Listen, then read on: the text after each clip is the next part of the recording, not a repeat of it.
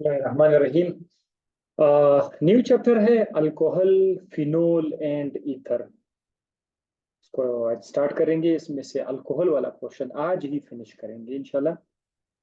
सवाल ये है कि अल्कोहल एक अलग फंक्शनल ग्रुप है, एक अलग कंपाउंड है, अलग खानदान है, कंपाउंड नहीं है। अल्कोहल कम खानदानी नाम है, यानी बहुत सारे कंपाउंड्स इसके अंदर मौजूद है अल्कोहल। फिनोल भी एक अलग फंक्शनल ग्रुप है, और ईथर एक अलग खानदान है। फिनोल अलग खानदान है, अल्कोहल अलग खानदान है। फिनोल और अल्कोहल थोड़े बहुत एक दूसरे के कजन लगते हैं, लेकिन है अलग चीजें। तो इन तीनों को एक साथ क्यों रखा गया है? अब जैसे कि पिछला चैप्टर आपने देखा, अल्काइल हैलाइड, वहां पर सिर्फ एक अमीन था मेरे ख्याल से, बाकी जस्ट अल्काइल हैलाइड था। सो इन तीनों को यहाँ पर लिखने का मकसद क्या है? वो ये है कि इनका स्ट्रक्चर वाटर की तरह है, रिलेटेड स्ट्रक्चर है। ठीक है, क्या लिखा हुआ है? There structures are much closer to water. वो कैसे? अगर हम आपके सामने वाटर का स्ट्रक्चर ड्रॉ कर रहे हैं, तो ये वाटर के ऊपर एक ऑक्सीजन है, उस पर दो लॉन पेयर है, एक लॉन पेयर ऊपर लाने चाहिए। यहां से इस तरफ देखो, ये वाटर का इस तरह स्ट्रक्चर है, इसमें दोनों साइड पर हाइड्रोजन अटैच है। जब आप फिनोल की तरफ जाएंगे तो फिनोल में भी ऐसा ही स्ट्रक्चर है, ऑक्सीजन है,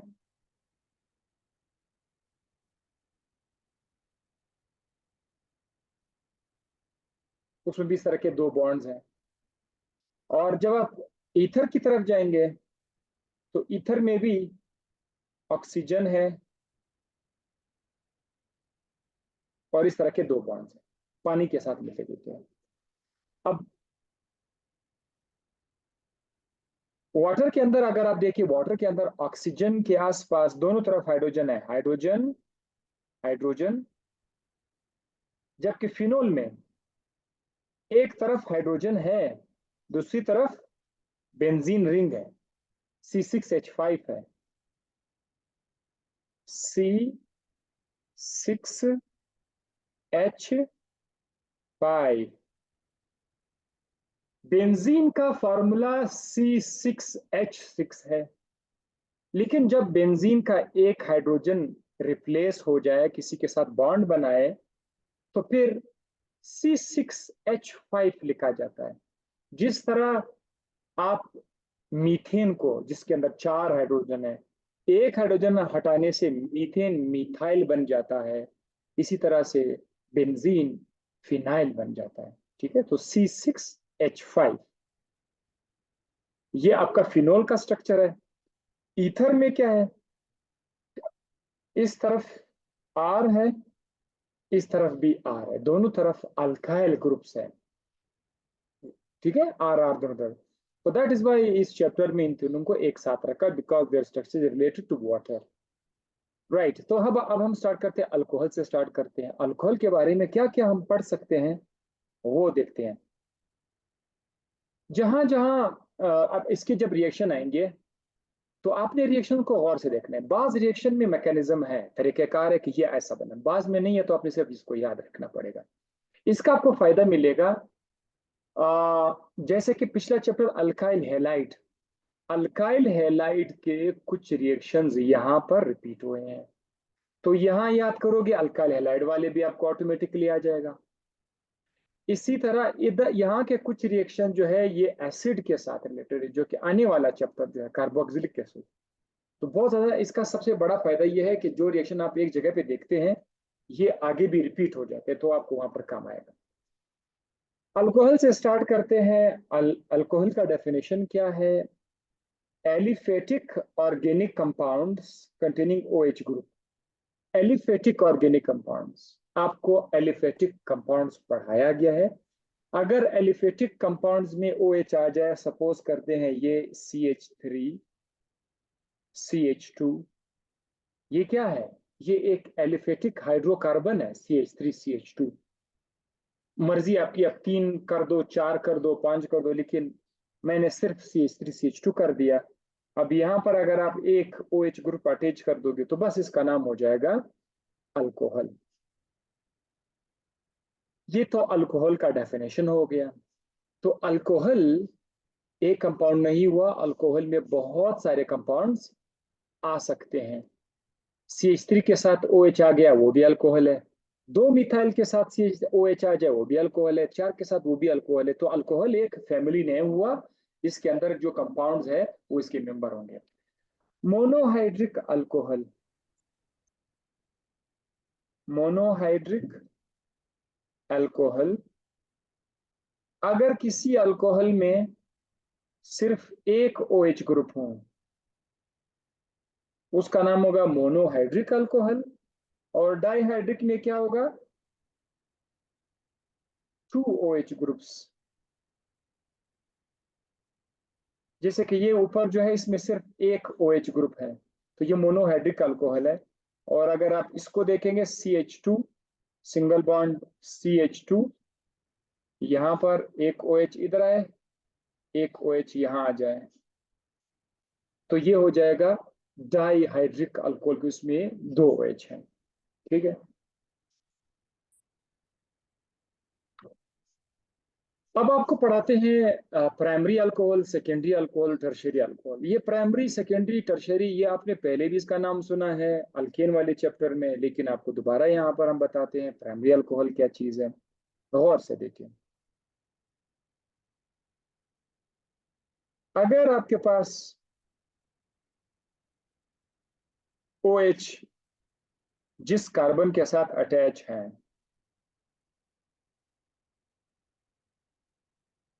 उस कार्बन, वो कार्बन आगे जाकर सिर्फ एक कार्बन के साथ अटैच हो, तो फिर इसका नाम हो जाएगा प्राइमरी अल्कोहल। आपने देखना यह है कि OH के साथ जो कार्बन है, एप्पल पेंसिल बेटी ली,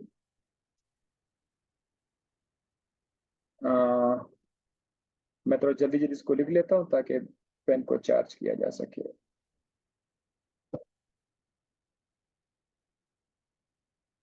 अच्छा,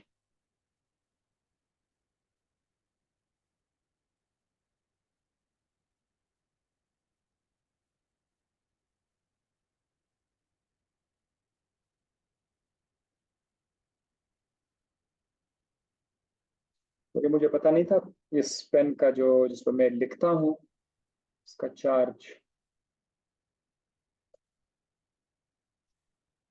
ओके, नाउ सी,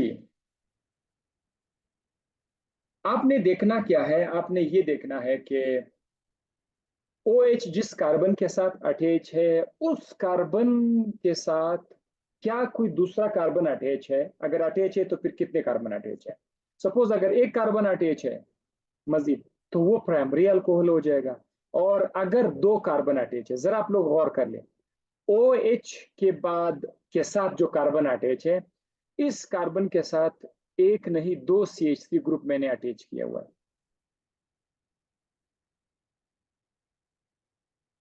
ये एक स्टूडेंट कह रहा है कि अल्काइल हैलाइड वाला चैप्टर पढ़ेंगे, उसको पढ़ेंगे। हाँ जी, तो OH जिस कार्बन के साथ अटैच है उसके साथ मजीद दो मिथाइल ग्रुप्स अटैच है। दो मिथाइल ग्रुप यानी दो कार्बन अटैच है, तो ये सेकेंडरी अल्कोहल आ जाएगा। ठीक है। और नीचे जो लास्ट स्ट्रक्चर आप देख रहे हैं, सबसे नीचे जो स्ट्रक्चर आप देख रहे हैं, उसमें OH के साथ जो कार्बन डायरेक्टली अटैच है, उस कार्बन के आसपास आप चेक करो, उस कार्बन के साथ तीन मिथाइल ग्रुप्स अटैच है। मिथाइल ग्रुप को आप ना देखो, आप उनके कार्बन को देखो, तो तीन कार्बन जो है अटैच है। इस तरह के अल्कोहल को हम टर्शरी अल्कोहल कहते हैं। आपने ये याद रखना है, primary alcohol, secondary alcohol, tertiary alcohol, ये आपने याद रखना है। इसकी वजह क्या है? इसकी वजह ये कि आगे जब रिएक्शंस आएंगे तो वो आपसे पूछेंगे कि भाई प्राइमरी अल्कोहल कैसे बनाना है, सेकेंडरी अल्कोहल कैसे बनाना है, टर्शियरी अल्कोहल कैसे बनाना है, तो वो आपको पता होगा, पता होना चाहिए कि ये प्राइमरी है, ये सेकेंडरी है, और ये ऐसे बनाया जाता है। ठीक है। So this is primary, secondary and tertiary alcohol. अगर आप इसका डेफिनेशन लिखना चाहोगे तो उसका डेफिनेशन क्या होगा? The carbon which is attached to the OH group is further attached to only one more carbon, this is called primary alcohol. The carbon which is attached to OH group is further attached to two more carbon atoms in the form of methyl groups is called as secondary alcohol. And the carbon which is attached to adjacent to the OH group are further attached to three more methyl groups or carbon atoms. They are called as tertiary alcohol. अब हम आ जाते हैं nomenclature की तरफ। Nomenclature organic chemistry में बहुत मशहूर हुआ है। हमने सबसे ज्यादा जोर जो हमने दिया अल्केन, अल्कीन और अल्काइन में हमने बहुत ज्यादा एक्सप्लेनेशन किया हुआ है। वो जो नेमिंग सिस्टम आपने वहां पर किया हुआ है वो अब आपको हर जगह पे काम आएगा। सो इसको कॉमन तरीके से जब नाम देते हैं तो उसमें आपने करना क्या है, आपने जाहिर है अब आपका जो अल्कोहल है उसमें कोई कोई अल्काइल साइड चेन होगा और उसके साथ OH अटैच होगा। आपने सबसे पहले अल्काइल का लफ्ज बोलना है। अगर CH3 ग्रुप अटैच है तो सबसे पहले आपने मिथाइल बोलना है। अगर CH3 CH2 अटैच है तो आपने इथाइल बोलना है। आखिर में आपने अपने से अल्कोहल ऐड करना है। बस ये कॉमन नाम देने का तरीका होगा। चलो नाउ सी, जैसे कि यहां पर आप देख सकते हैं C2H5 में C2H5 क्या है? C2H5 इथाइल है, इथेन नहीं है, इथाइल है। क्यों ये इथाइल है? क्योंकि इसका एक हाइड्रोजन रिमूव हुआ है। आपको अल्काइल का अंदाजा हो गया होगा। मीथेन से मिथाइल बनता है, इथेन से इथाइल बनता है, प्रोपेन से प्रोपाइल बनता है। सिर्फ एक हाइड्रोजन रिमूव करना था। तो ये C2H5 जो है ये इथाइल है। अभी देखो आपने इथाइल बोल दिया, अब अपने से बोलो अल्कोहल, इसके साथ अपने से अटैच कर दो अल्कोहल, बात खत्म। ठीक है। यहां पर फिर क्या है? C6H5 और C2H5OH बेंजाइल अल्कोहल। अब यहां पर क्या चीज अटैच है?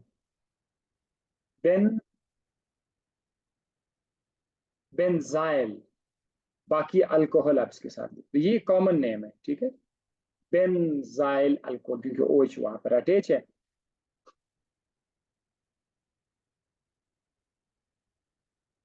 लेकिन हम IUPAC नेम की तरफ जाएंगे। कॉमन नेम जो है बहुत आसान था, आपने बस उसका लेकिन अगर प्रॉपर नाम आ जाए तो वो आप नहीं दे पाओगे। IUPAC के बगैर कॉमन सिस्टम आप हर कंपाउंड को नहीं दे सकते हैं, बहुत कॉम्प्लिकेटेड है। IUPAC एक ऐसा सिस्टम है जिसकी मदद आप हर कंपाउंड को नाम दे सकते हैं। तो हम IUPAC पे ज्यादा फोकस रखते हैं। IUPAC क्या कहता है? IUPAC का मतलब क्या है? International union of pure and applied chemistry. इस इन्होंने एक रूल बनाया कि भाई आपने अल्कोहल किस तरह नाम देना है। लॉन्गेस्ट चेन को सबसे पहले आप सेलेक्ट करें, जैसे कि आपने अल्केन में पढ़ा था। सबसे पहले लंबा चेन चेक करो, कौन सा लंबा चेन? जिसके अंदर OH ग्रुप है। आपने चेन वहां से सेलेक्ट करना है जिसमें OH ग्रुप मौजूद है। सपोज एक चेन इस तरह जा रहा है, एक चेन नीचे आ रहा है, एक चेन यू जा रहा है।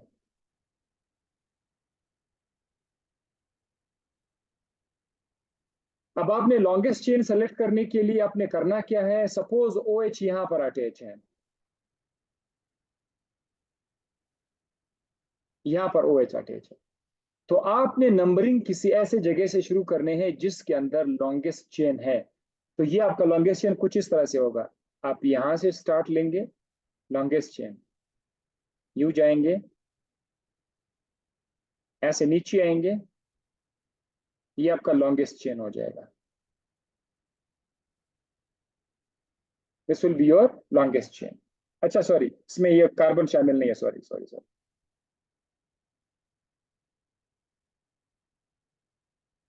हम ऐसा करेंगे, ठीक है। यस, अब देखो ये आपका लॉन्गेस्ट चेन हो गया। नंबरिंग आपने कहां से शुरू करनी है? लॉन्गेस्ट चेन सेलेक्ट करना एक बहुत इंपॉर्टेंट बात है। लॉन्गेस्ट चेन के बाद नंबरिंग कहां से शुरू करना है? वहां से शुरू करना है जहां पर ओ एच पर कम से कम नंबर आ जाए। अब जरा देखो, अगर मैं नीचे से नंबरिंग शुरू करूं, यहां से 1 लगा दूं, 1 2 3 4 5, तो ओ एच पर 5 आएगा। लेकिन अगर आप ऊपर से शुरू करेंगे, ऊपर यहां पर 1 लगाएंगे, इस कार्बन पर 1 2 3, तो अब देखो, अब ओ एच कार्बन नंबर 3 पर आएगा। आप लोगों ने नंबरिंग देते वक्त कोशिश करनी है कि ओ एच कम से कम नंबर पर आ जाए, लोवेस्ट नंबर पर आ जाए, तो ये रूल है। अच्छा, उसके बाद क्या कह रहा है? रिप्लेस ई विद ओल। आपने नाम जब देना है तो अल्केन के नाम में जो ई आता है ना, अल्केन के नाम में ई, मिसाल के तौर पर हेग्स, ए एन ई, हेक्सेन, इसके आखिर में ई है ना, तो आपने ये ई हटा के इसकी जगह क्या लिखना है? आपने इसकी जगह ओल लिख देना है। ये नाम, ये तरीका कार होगा, ठीक है। ई की जगह आपने ओल लगाना है। जैसे ऊपर वाला जो स्ट्रक्चर है, उसके अंदर अगर हम थोड़ा सा देख लें, तो ऊपर वाले स्ट्रक्चर में हमें सब्स्टिट्यूएंट्स या कॉन्स्टिट्यूएंट्स, जो चेन के साथ मजीद चीजें अटैच है, वो जरा देखो, मैं इस पर दायरा लगा रहा हूं। एक ये कॉन्स्टिट्यूएंट है, एक ये कॉन्स्टिट्यूएंट है। ये कोई मिथाइल ग्रुप होगा, CH3 होगा, ठीक है। सपोज करते मैं इसको CH3 कर लेता हूं, CH3, ये भी आपका है CH3, तो ये कॉन्स्टिट्यूएंट हुआ। हम नाम देंगे इसको। नाम देने का तरीका क्या होगा कि सबसे पहले तो आपने जो कॉन्स्टिट्यूएंट्स अटैच है उनको अपने इंडिकेट करना है कि भाई चेन के अंदर कोई कॉन्स्टिट्यूएंट है या नहीं है। हम बिल्कुल है। मिथाइल जो है एक कार्बन नंबर 4 पर है और एक कार्बन नंबर 5 पर है। ये कार्बन नंबर 4 है, तो ये कार्बन नंबर 5 है, ये कार्बन नंबर 6 है, ये कार्बन नंबर 7 है। 1 2 3 4 5 6 7 कार्बन है। तो हम हेग्स इस्तेमाल नहीं करेंगे, हम हेग्स इस्तेमाल नहीं करेंगे, हेप्ट इस्तेमाल करेंगे, हेप्ट, हेप्ट, ठीक है, हेप्ट इस्तेमाल करेंगे। 7 कार्बन है। एक मिथाइल 4 पर है, एक मिथाइल 5 पर है, तो हम क्या लिखेंगे? 4 5 डाई मिथाइल। ऐसा नहीं लिखेंगे 4 मिथाइल 5 मिथाइल। 4 5 डाई एक तरह की चीजें हैं, तो हम लिखेंगे 4 5, यानी कार्बन नंबर 4 और 5 पर क्या चीज है, इस तरह का एक हाइफन लगा देंगे या डैश लगा देंगे, 4 5 डाई मिथाइल।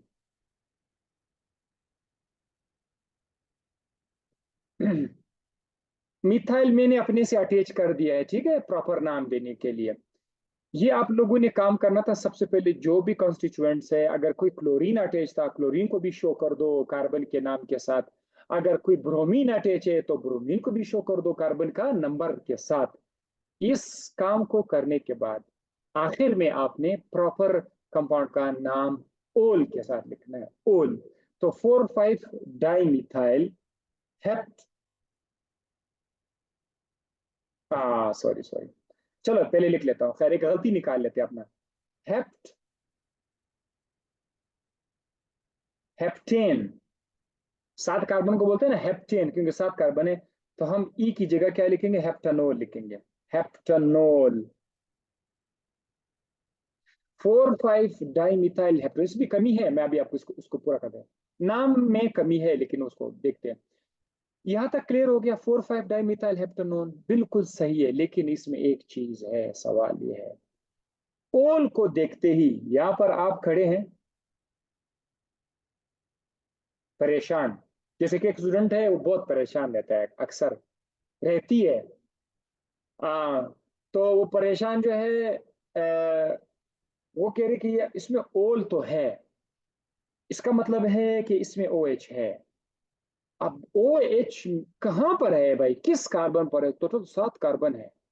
तो हमने कौन सी गलती की हुई है? हमने ये तो कहा है कि ये अल्कोहल है, लेकिन ये नहीं बताया कि OH कहां पर है। So position of OH must be determined. Position of OH, यहाँ लिखा है position of OH is indicated by placing the number of carbon to which OH is attached. So आपका OH कार्बन नंबर 3 पर है, तो हम इस नाम को दोबारा सही लिख लेते हैं। इस नाम को ऐसे लिखेंगे 4,5 डाइमिथाइल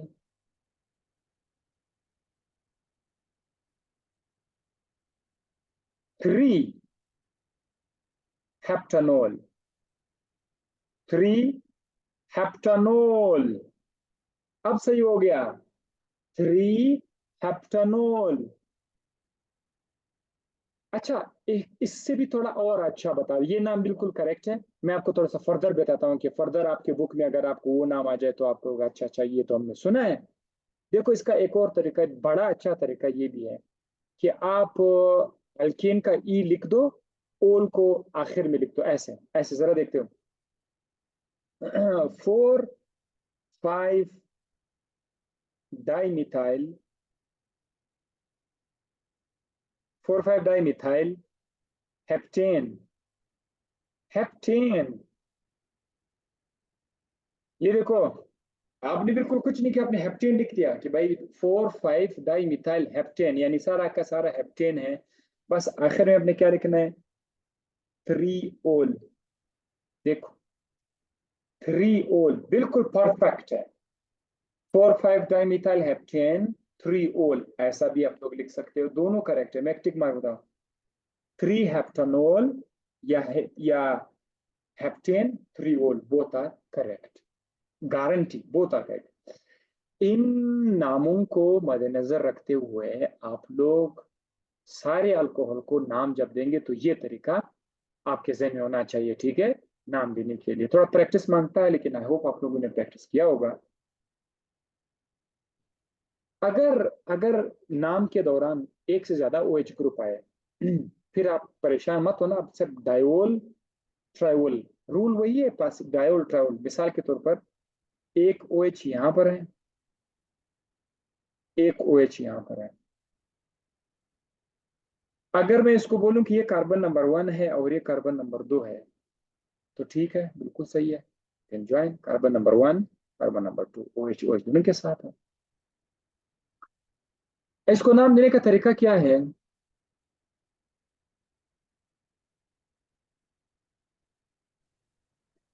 इथेन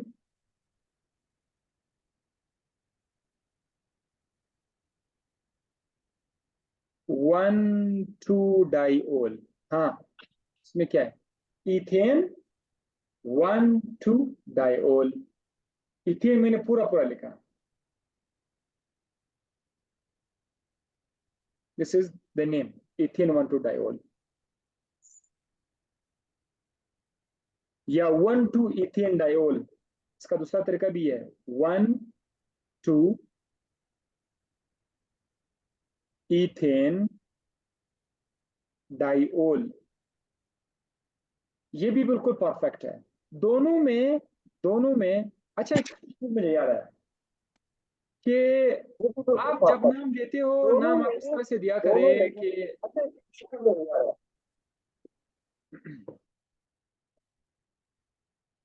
जब आप नाम देंगे तो नाम आप इस तरह से दिया करें कि आप खुद इस चीज का काबिल हों कि दोबारा इसी नाम से आप स्ट्रक्चर बनाए।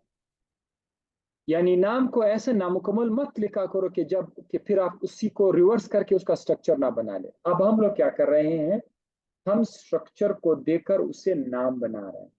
जब आप नाम देते हैं स्ट्रक्चर को, फिर आप स्ट्रक्चर हटाओ, आपके नाम में इतना गट होना चाहिए कि उसी नाम से दोबारा से आप सही सलामत स्ट्रक्चर लिखा सको। तो उसके लिए सबसे बेस्ट तरीका क्या है, बेस्ट तरीका यही है कि चीजों की पोजीशन को शो करो। अब जैसे ऊपर वाला नाम है इथेन 1,2-डाइओल, अब कोई भी बंदा देखेगा बोलेगा यार इथेन तो ये है CH3 सिंगल बॉन्ड CH3, ये तो इथेन है। साथ साथ में 1,2-डाइओल लिखा हुआ है, तो समझ जाएगा कि डाइओल मतलब 2H, और 1 2 का मतलब ये है कि कार्बन नंबर और 2 पर OH है। तो वो क्या करेगा, वो दोबारा इसको ऐसे लिखेगा, CH3 के बजाय CH2 लिखेगा, एक OH यहाँ पर लिखेगा, एक OH यहाँ पर लिखेगा। तो नाम को देखकर एक सही स्ट्रक्चर लिखना, ये सबसे इंपॉर्टेंट है। नीचे वाले में भी अगर आप देखें तो ये सारी की सारी मालूमात अवेलेबल है। 1 2 इथेन डाइओल में पता चल जाए कि जो 1 2 दिया हुआ है ये दरअसल 2 OH ग्रुप का पोजीशन है। हाँ, साइड पर यहाँ पर एक और स्ट्रक्चर दिया गया है। इसमें भी अगर हम OH अटैच कर दें तो मैं चाहता हूं कि आप इसका नाम मुझे खुद ही सेंड करें, ठीक है। CH2 CH और 3 OH ग्रुप है। इसका जो टिपिकल नेम है वो हमारे पास है ग्लिसरॉल। ग्लाइसिरोल इसको कहा जाता है, ग्लाइसिरोल, ठीक है। कॉमन नेम आप उसको कह सकते हैं, ग्लिसरॉल। और वो जो 2 OH थे उसका नाम था ग्लाइकोल। ग्लाइकोल उसका कॉमन नाम था ग्लाइकोल, लेकिन ये वो उसका IUPAC नेम था। इसका नाम है ग्लाइसिरोल। आप लोग इसका नाम मुझे लिख करके भेज दीजिए कि इसका नाम क्या है। अच्छा, लास्ट पॉइंट के अगर अल्कोहल के अंदर डबल बॉन्ड आ जाए फिर हमने उन्हें क्या करना है। डबल बॉन्ड आ जाए तो बस सिर्फ काम नंबरिंग की है। नंबरिंग आप एक ऐसे साइड से शुरू करो जहां से OH पर कम से कम नंबर आ जाए। Yes, you are right, you are right Kakar, you are right. CH3 single bond, CH double bond, CH numbering देने हैं। नंबरिंग आपने कहां से देनी है, नंबरिंग आपने यहां से स्टार्ट करना है, ठीक है। एक तरीका ये कि आप लेफ्ट साइड से स्टार्ट करें, लेफ्ट साइड से। नो, लेफ्ट साइड से स्टार्ट करेंगे तो 1 2 3 4, आखिरी कार्बन पर 4 आएगा जिस पर OH है। तो अब यहां से 1 2 3 4 नंबरिंग आपने दे दी। अब बहुत आसान है। अब नाम देने का तरीका क्या होगा, पूरे नाम को आप अल्कीन के हवाले कर दे, यानी ब्यूट को ब्यूटीन कर दे, प्रोप है तो प्रोपीन कर दे। तो इस नाम को आपने ब्यूटीन ब्यूटीन करना है। ब्यूटीन, ब्यू ब्यूटीन। लेकिन ब्यूटीन में जब एक बंदा देखता है कि अच्छा इसके आखिर में ईन आया हुआ है, हाँ इसके अंदर डबल बॉन्ड है, लेकिन ये पता नहीं चलेगा कि डबल बॉन्ड कहां पर है। डबल बॉन्ड की पोजीशन को बताना लाजमी है। तो हम एक काम करेंगे, हम बताएंगे डबल बॉन्ड कहां पर है। डबल बॉन्ड कार्बन नंबर 2 और कार्बन नंबर 3 के दरमियान में पड़ा हुआ है, तो पोजीशन छोटे नंबर को आएगा। 2 पर डबल बॉन्ड है। अक्सर स्टूडेंट सवाल पूछते हैं कि सर ये तो 2 और 3 के दरमियान है। तो जी हाँ, लेकिन पोजीशन को छोटे नंबर पे देना है, बस ये 2 पर डबल बॉन्ड है। तो 2 ब्यूटीन कर दे, आप क्या लिख दे, 2 ब्यूटीन। ये तो आपने डबल बॉन्ड को शो कर दिया, ये तो आपने अल्कीन को नाम दे दिया, 2 ब्यूटीन 1 ओल। ऐसा 2 ब्यूटीन 1 ओल, that would be perfect name, ठीक है। 2 ब्यूटीन 1 ओल आ जाएगा, इसका नाम हो जाएगा, ठीक है। अगर अल्कोहल में डबल बॉन्ड आया ऐसा लिखना होगा। ट्रिपल बॉन्ड आया तो 2 ब्यूटाइन, अगर उधर दो दूसरे कार्बन पर था 2 ब्यूटाइन 1 ओल, इस तरह से आप करेंगे। अल्कीन और अल्काइन में हम ये सारी चीजें ऑलरेडी पढ़ चुके हैं। अच्छा जनाब, ये था नोमेनक्लेचर खत्म हो गया। फिजिकल प्रॉपर्टीज की तरफ आते हैं कि इसकी क्या फिजिकल प्रॉपर्टीज है अल्कोहल की। अल्कोहल के शुरू वाले जो मेंबर्स होते हैं वो स्वीट स्मेलिंग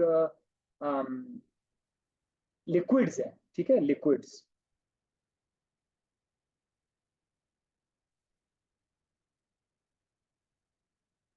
स्वीट स्मेल है। और जायका किस तरह से है, स्वीट स्मेल है। जायका उसका टेस्ट बर्निंग है,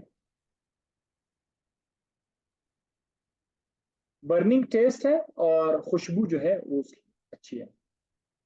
पानी के अंदर ये बहुत अच्छी तरीके से सोलुबल है, readily soluble in water due to.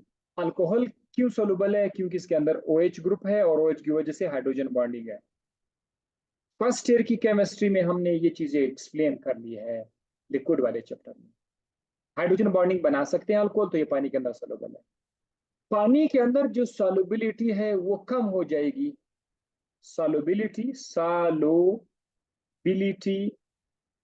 कम हो जाएगी, डिक्रीज हो जाएगी। जैसे जैसे आप हायर अल्कोहल की तरफ जाएंगे। हाई अल्कोहल मतलब जिसमें कार्बन की तादाद बहुत ज्यादा है, उसमें OH कम है, तो कार्बन की तादाद ज्यादा हो जाएगी तो उसका हाइड्रोफोबिक साइड बढ़ जाएगा, तो फिर वो उसकी सोलेबिलिटी उसमें स्लो हो जाएगी वाटर के अंदर। ठीक है, शुरू वाली जो है वो बहुत जबरदस्त सोलेबल है। मेल्टिंग पॉइंट और बॉइलिंग पॉइंट इसका अल्कोहल का हाई है, हाई। अगर मैं आपसे सवाल पूछूं कि क्यों हाई है, आप बता सकते हैं? बिल्कुल आप मुझे बता सकते हैं कि चूंकि इनके अंदर हाइड्रोजन बॉन्डिंग है, इंटरमॉलिक्यूलर फोर्सेस स्ट्रांग है, जिन लिक्विड के अंदर स्ट्रांग इंटरमॉलिक्यूलर फोर्स हो उनका मेल्टिंग और बॉइलिंग पॉइंट ज्यादा होता है। ये भी हम फर्स्ट ईयर में कवर कर चुके हैं। अच्छा, मेल्टिंग और boiling points are higher and higher than corresponding alkanes. यही अल्केन्स, मिसाल के तौर पर आपके पास एक अल्कोहल है, उसमें 3 कार्बन वाला अल्कोहल है और यहाँ पर 3 कार्बन वाला अल्केन है, तो 3 कार्बन वाला अल्केन का मेल्टिंग पॉइंट कम होगा 3 कार्बन वाला अल्कोहल से। स्ट्रक्चर की तरफ आ जाते हैं। अल्कोहल के स्ट्रक्चर में आपको COH, आमतौर पर हम यह से लिखते हैं, COH लिखते हैं ना, थोड़ा इसमें इसको मैंने इसको ओपन करके रखा हुआ है। आपको बस ये बताना है और ये आपको पता होना चाहिए, MCQs पॉइंट ऑफ व्यू से बहुत ज्यादा जरूरी है कि अल्कोहल में कार्बन और ऑक्सीजन के दरमियान कार्बन कौन सा हाइब्रिडाइज है, तो उसका जवाब है sp3।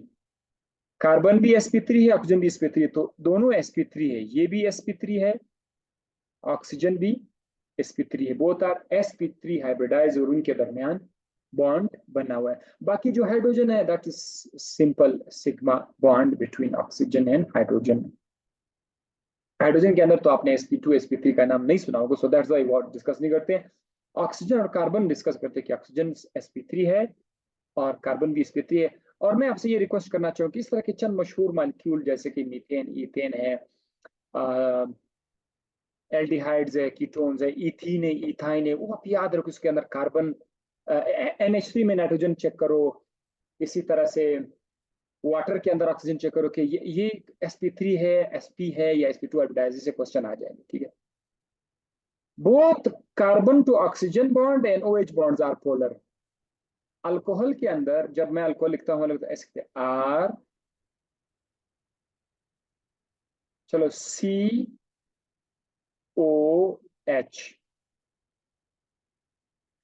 ऑक्सीजन और हाइड्रोजन के बीच जो बॉन्ड है ये भी पोलर है। कार्बन और ऑक्सीजन के जो बीच जो बॉन्ड है ये भी पोलर है। ये दोनों पोलर है क्योंकि दोनों के साथ ऑक्सीजन अटैच है।